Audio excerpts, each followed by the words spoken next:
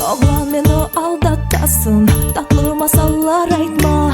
Menden diğer yar sevesin, başını aylandırma. Nedense dedin olasın, neler gelir aklına. Menden diğerini bekleysin, bana gelip sarılma. Her vakit tek seni, her vakit sevdim. Her vakit sözleri senden daim eşittim. Her vakit tek seni, her vakit sevdim. Her vakit sözleri senden daim eşittim. Senden daim eşittim.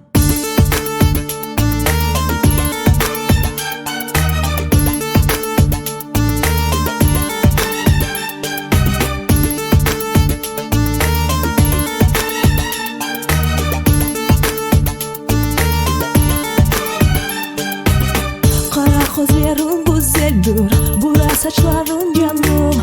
Senin yanını isteyim, ömür boyu yaşarım. Bütün sözlerin yalandı, bunu ama hiç gördüm. Sana elveda söyleyeyim, ayrılan yerine yürüm. Her vakit tek seni, her vakit sevdim. Her vakit sözleri senden daim eşittim.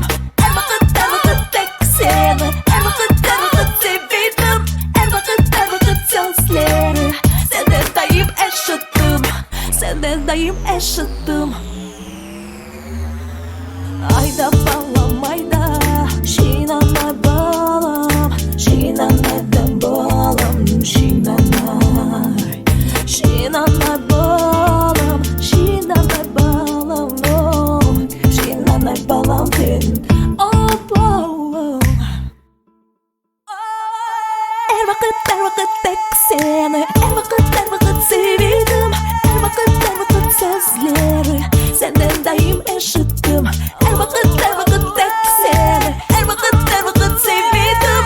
Her vakit sözleri senden daim eşittim. Her vakit tek seni, her vakit sevdim.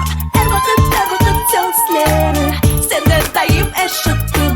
Her vakit tek seni, her vakit sevdim.